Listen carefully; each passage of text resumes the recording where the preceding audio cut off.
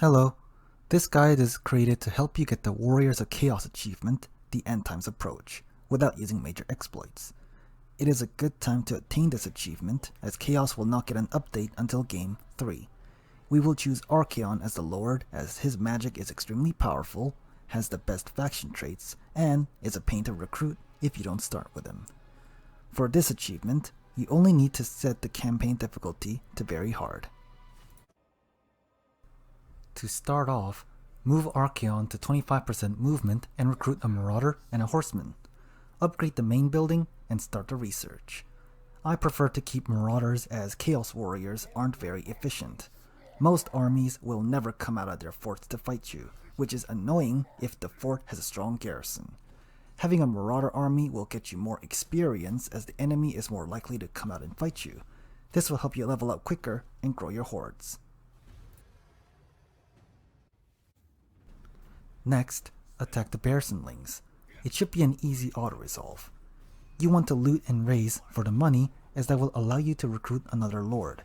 Specifically, you want a Metal Lord, as they have the best level 1 spell.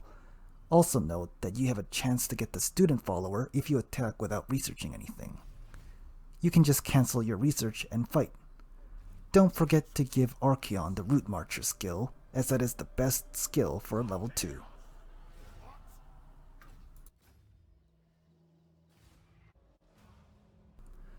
Now, you want your newly recruited lord to take the Chaos Spawn away from Archaon. This allows you to siege a capital with this lord, which we will do later. Use this lord to search the ruins for items, and if you're lucky, you can get powerful items early on in the game. Move Archaon to around 33% movement. The Bearsling army will attack on their turn, and this prevents them from running into their settlement. Make sure to recruit more horsemen. As you can see, this army has a lot of javelins. This is slightly random, as they will have a melee-only army sometimes, so it is sometimes down to luck. For this fight, you will want your Chaos Warriors in the front, and your fast movers like the Warhounds, Horsemen, and even the Marauders at the side. Use Archaon's Fireball to damage the Lord whenever you get the chance. If you move your horsemen to the back of the enemy, a little detachment of units should follow them. Put the horsemen on melee mode and charge them in if they are javelins. The main goal of this fight is to have something chasing the javelins. They are one of the few things that will heavily damage your army, but the AI will not fire if something is chasing them. The Famir are also a threat, but either the Chosen or Halberds can deal with them easily, especially if you buff them with Cascading Fire Cloak.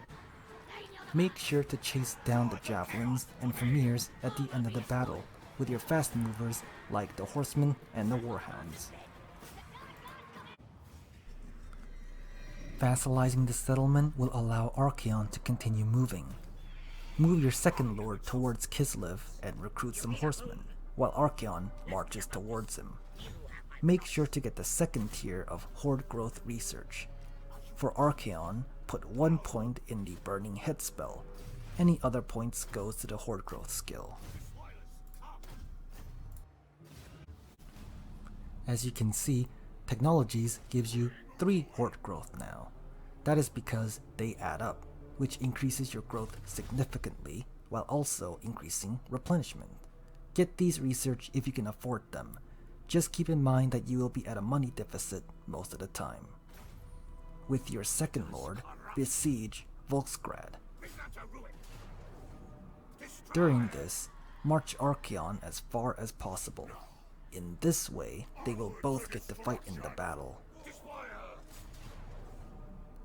Raise the settlement for growth.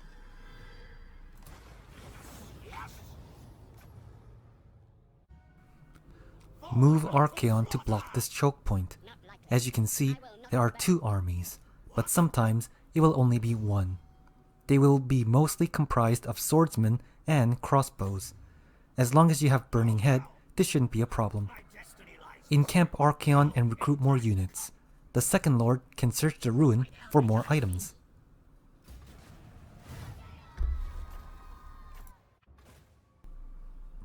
As you can see, Kislev has come out to fight. The goal in this battle is to use Burning Head on large groups of enemies. The AI has a habit of clumping up, so this shouldn't be a problem. Be aware that the crossbows can do a lot of damage if they are not distracted, so have your horsemen, warhounds, or marauders chasing after them. It isn't worth chasing pistoliers since they are hard to catch even with fast units like warhounds, and they also do minimal damage compared to crossbows.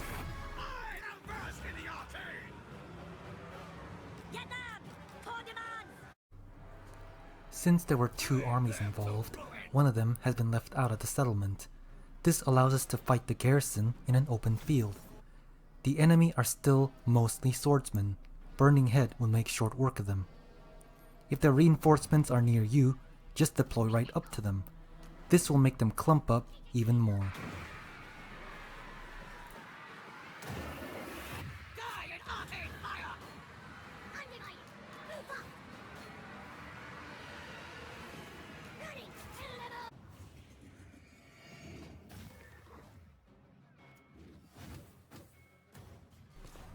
Next, use your secondary lord to besiege Prague. Since this is a metal lord, we can use Searing Doom on the crossbows on the walls. If you only faced one army and couldn't pull the garrison out, this spell should carry you.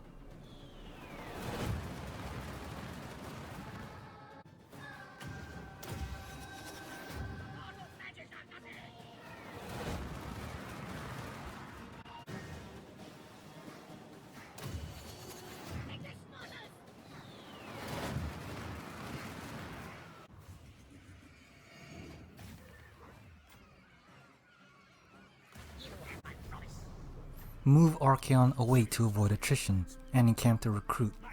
You should have enough money to get the next horde growth research. You will also be close to the chapter objective, which will give you some funds anyway. Also, try to be friends with Hellpit as they will colonize ruins for you. You have guaranteed Norscan vassals, but they have a habit of rebelling against you later in the game, and they can only take coastal or special capital settlements. Send Archaon to burn down more of Kislev's settlements. The secondary lord should run back to the Bearsenlings so he doesn't get sniped. Just note that putting him on raiding will give him some experience, which you can use to level horde growth. After Archaon raids Zoishenk, he can move up towards Norska, vassalize the Tower of Krak, then move up to vassalize Doomkeep and Naglfari Plain. This should make Sigvald available, but you can vassalize Iceling's Conclave if he isn't. Just be advised that there is a lot of random factors to be aware of. Azak might join Kislev against you, Hellpit might declare war on your vassals, etc. But at this point, you should have a strong enough army to raze the old world to the ground.